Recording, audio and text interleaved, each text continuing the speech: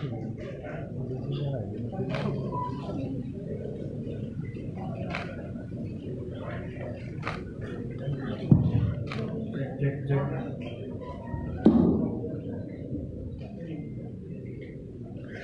Allah. Assalamualaikum warahmatullahi wabarakatuh. Teman-teman yang saya hormati, Menteri, tentu saja kami mendapatkan pengarahan yang menurut saya sangat komprehensif, detail dan termasuk hukumannya dalam rangka keterlibatan kepala daerah secara proaktif untuk bersama-sama melawan corona COVID-19. Selanjutnya saya persilakan Pak Menteri. Baik, terima kasih. Assalamualaikum warahmatullahi wabarakatuh. Yang saya hormati Bapak Gubernur dan rekan-rekan media semua serta pemirsa sekalian. Jadi pada hari ini dari jam 13 lewat sampai dengan sekarang sekitar hampir 3 jam kita berdiskusi dengan Forkompinda, Pak Gubernur, Pak Kapolda, Pak Danrem, juga dengan kepala daerah di Tangerang yang berdekatan dengan Jakarta. Saya pikir kehadiran saya selaku Mendagri, saya merasa berkepentingan untuk datang ke Banten karena kita tahu jumlah penduduk Banten juga cukup besar. Kemudian 7 juta lebih baik, 11 juta penduduk di Banten terkonsentrasi terutama di daerah Tangerang yang berdekatan dengan ibu kota Jakarta. Kita tahu bahwa di Jakarta, di Tangerang, dan di daerah lain di Banten juga ada yang positif COVID-19. Oleh karena itu kita berdiskusi, saya mendapatkan masukan dari Bapak Gubernur tentang situasi COVID-19 di Provinsi Banten, kemudian langkah-langkah yang telah dilakukan oleh Bapak Gubernur dan jajaran, para bupati dan para wali kota, sekaligus juga hambatan-hambatan dan saran-saran usulan yang disampaikan untuk pemerintah pusat. Saya mengapresiasi bahwa sejumlah langkah telah dilakukan oleh provinsi maupun kabupaten kota, di antaranya melakukan edukasi kepada masyarakat tentang social distance, menjaga jarak supaya tidak terjadi penularan, kemudian edukasi tentang pentingnya meningkatkan daya tahan tubuh melalui berbagai cara, olahraga, asupan, vitamin, dan lain-lain. Kemudian juga langkah-langkah mitigasi yang sudah dilakukan terhadap mereka yang terpapar COVID-19, termasuk yang mitigasi terhadap korban COVID-19. Kemudian Bapak Gubernur juga telah membuat command center, pusat komando yang dilengkapi dengan IT untuk memantau dinamika COVID-19. Kemudian saya memberikan masukan-masukan tentang upaya-upaya yang perlu dilakukan ke depan. Kita memasuki fase penularan, dan berdasarkan data-data yang ada di beberapa negara, umumnya grafiknya eksponensial, artinya bisa terjadi peningkatan dengan cepat. Untuk itu perlu ada upaya-upaya. Yang pertama, melakukan edukasi kepada masyarakat secara masif, tapi tidak membuat panik tentang apa itu COVID-19, bagaimana sistem penularannya, kemudian karakteristiknya berdasarkan penelitian yang sudah dilakukan oleh pemerintah Tiongkok yang mengalami pertama dan telah dibukukan. Saya tadi sudah menyerahkan bukunya kepada Bapak Gubernur untuk dijadikan bahan masukan pembuatan kebijakan. Kemudian berikutnya juga sudah saya menyampaikan juga perlunya langkah-langkah untuk membuat kebijakan social distancing, menjaga jarak, termasuk kegiatan-kegiatan kerumunan sebaiknya tidak dilakukan karena itu bisa menjadi media penularan dari satu ke yang lainnya, baik dalam kegiatan-kegiatan kewisataan yang ramai, ya, kemudian kegiatan keagamaan, kegiatan olahraga dan seni. Kalaupun ada yang melakukan kegiatan, tetap ada mekanisme social distancing, ya, seperti misalnya tempat menunggu, antrian kendaraan dibuat jarak 1,5 meter misalnya, agar tidak terjadi kontak dan tidak terjadi penularan dikarenakan droplet atau percikan cairan di tubuh dari udang misalnya dan lain.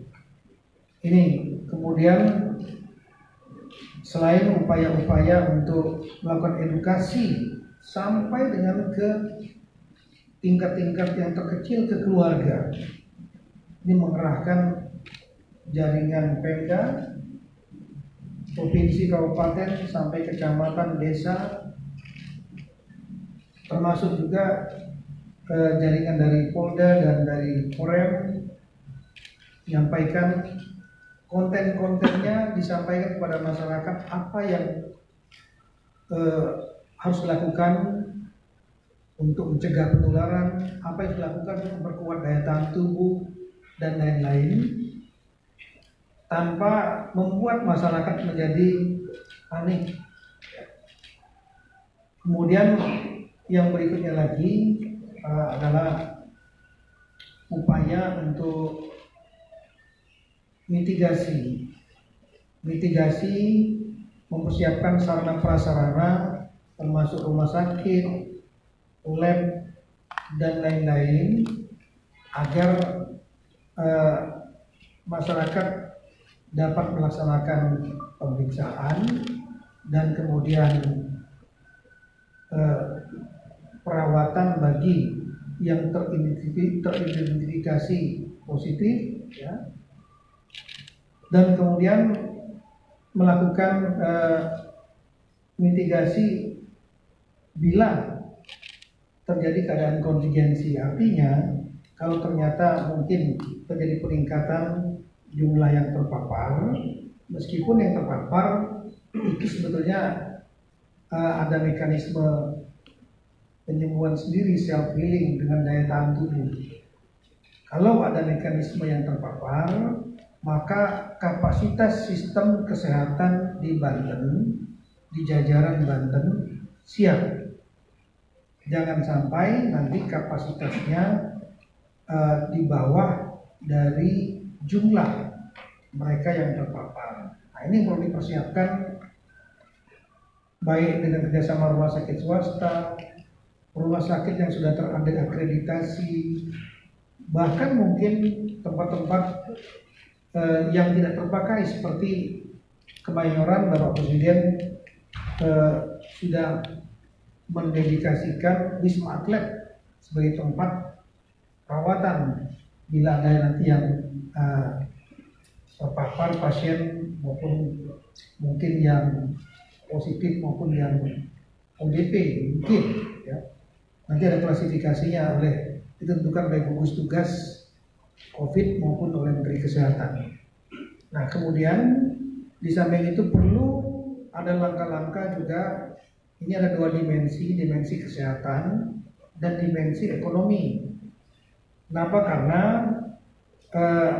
kekhawatiran masyarakat serta kebijakan menjaga jarak social distancing itu dapat berpengaruh dalam dunia usaha dan juga psikologi publik. Untuk itu perlu ada upaya-upaya untuk menjaga stabilitas ekonomi. Kesediaan sembako di Banten baik di tingkat provinsi, kabupaten, kota, kesiapan dari bulog masing-masing, persediaan yang ada di swasta juga harus diinventarisasi agar cukup. Kemudian yang kedua,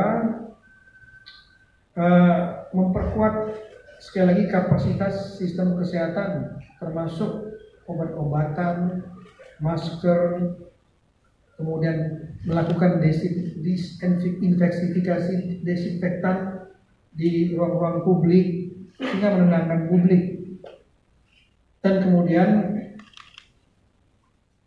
upaya juga untuk membantu masyarakat yang ekonominya rentan, masyarakat yang masuk kelompok kurang ya secara ekonomi, mungkin dengan bantuan-bantuan sembako, bantuan-bantuan lain yang bermanfaat untuk mereka, karena mereka yang bisa terdampak secara ekonomi. Kemudian juga tentu tetap menghidupkan dunia usaha. Kita tahu bahwa Banten ini banyak sekali pabrik-pabrik ya yang menjadi tulang punggung ekonomi Indonesia. Ini perlu dibantu baik pengusaha perusahaan besar maupun yang UMKM, termasuk yang mikro yang paling rentan, supaya tidak terjadi gangguan dunia usaha, terjadi pengangguran, PHK dan lain, itu akan berdampak buruk pada ekonomi. Ini perlu ada dialog dengan pengusaha di Banten dalam 3 tingkatan itu, termasuk UMKM dan mikro, sehingga mereka masih tetap bisa beraktivitas usahanya, sehingga tetap bisa berjalan. Ini perlu ada upaya untuk bertemu dan berkumpul dengan mereka, ya, berkumpul tidak tetap dengan kebijakan social distance ya, sehingga mereka bisa dibantu. Ini kira-kira hal-hal yang kami diskusikan tadi, dan kemudian ada beberapa poin diantaranya menyampaikan tentang masalah penganggaran. Ini saya selaku Mendagri dan Ibu Menteri Keuangan sudah mengeluarkan 2 aturan untuk memperbolehkan realokasi anggaran oleh kepala daerah, terutama dalam rangka 1, peningkatan kapasitas menghadapi isu COVID, termasuk edukasi kepada masyarakat dan kampanye, sosialisasi, kemudian pengadaan alat-alat yang diperlukan kesehatan dan mitigasi, kemudian juga sekali lagi memberikan bantuan kepada rakyat yang ekonominya lemah, serta bantuan dunia usaha. Ini dapat dilakukan dengan realokasi APBD yang nanti akan diperkuat dengan Kepres, keputusan Presiden yang saat ini sedang dalam proses oleh Bapak Menko Polhukam. Nah, kira-kira itulah diskusi kita tadi sampaikan. Prinsip kita upayakan membendung penyebaran, memperkuat daya tahan dan kekebalan tubuh masyarakat masing-masing dengan edukasi dan bantuan-bantuan, juga menjaga stabilitas ekonomi tanpa menimbulkan kepanikan publik. Saya kira itu. Ada yang mau bertanya? Cukup? Cukup ya, nomor lagi atau apa aja Pak? Satu orang aja. Tentang realokasi itu bisa dilakukan di sebelum perubahan atau bisa di saat ini Pak? Saat ini setelah keluar ke peraturan Mendagri dan peraturan Menteri Keuangan bisa dilakukan, dan itu dalam peraturan tersebut tidak perlu untuk dirapatkan di DPRD, tapi cukup diberitahukan ke DPRD. Tapi Bapak Menko Polhukam sudah mengupayakan untuk keluar Kepres yang lebih lengkap, lebih komprehensif, dan menjadi payung hukum yang lebih kuat. Saya kira itu. Ada di bawah atau surat edaran kepada perusahaan untuk terlibat penanganan ini Pak? Saya kira yang penting kita upayakan juga hindari kerumunan-kerumunan yang yang dapat membuat menjadi media penularan. Kegiatan seperti kewisataan seperti di Pantai Carita, ya jangan bertumpuk rame-rame seperti yang berdekatan, karena justru akan menimbulkan media penularan. Kalau ada silakan, tapi tetap dijaga jarak. Kemudian yang berikutnya lagi kegiatan-kegiatan, misalnya kegiatan olahraga, seni, kemudian kerumunan yang lain, keagamaan, ini juga tolong sedapat mungkin ditunda, karena kalau masyarakat belum paham tentang sistem cara penularannya, ya itu bersalaman, bertemu, dan kemudian cipika-cipiki, berdekatan, ada yang batuk, ada diam saja malah ketawa-tawa, ini akan menjadi masalah. Ini akan tertular, meskipun yang tertular belum tentu itu mengarah kepada fatalitas kematian, tapi ya lebih baik tidak. Nah, khusus misalnya ke kegiatan keagamaan di Makassar, bukan soal kegiatan keagamaannya yang dilarang. Saya sudah diskusi dengan Kepala Gugus kemarin bahwa kegiatan tersebut sangat rawan. Kita belajar dari kasus di Korea. Itu kegiatan keagamaan yang menyebabkan, salah satu penyebabnya adalah naiknya signifikan yang terindikasi positif. Kasus yang di Malaysia di Petaling, kegiatan tabligh di sana itu terindikasi cukup banyak yang terkontaminasi COVID. Nah, oleh karena itu bukan kegiatan keagamaannya yang jadi masalah, bukan. Kita justru ingin melindungi umat, melindungi warga kita, supaya jangan sampai tertular satu sama lainnya karena kekurangpahaman. Kemudian kedua, kita juga ingin melindungi masyarakat di situ, jangan sampai nanti tertular. Kita ingin melindungi masyarakat Indonesia. Kenapa? Karena mereka datang dari berbagai daerah Indonesia. Kalau ada yang positif, kita nggak tahu, tertular dan kemudian membawa ke daerah masing-masing, ini akan menjadi masalah.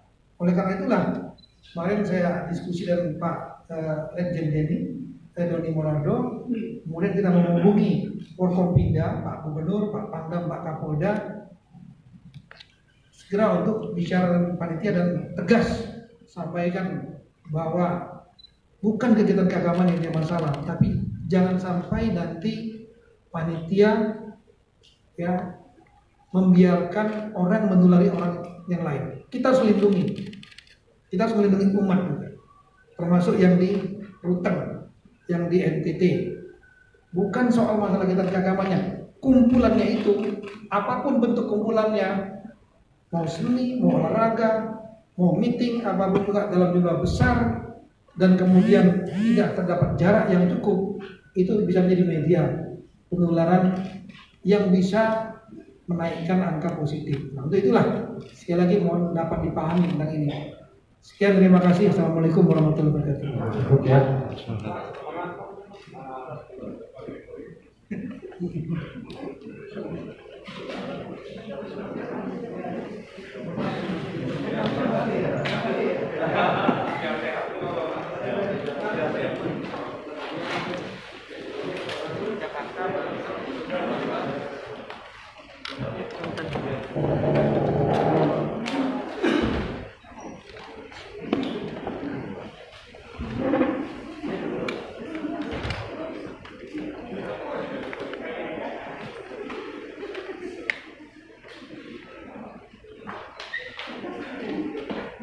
Beres ya?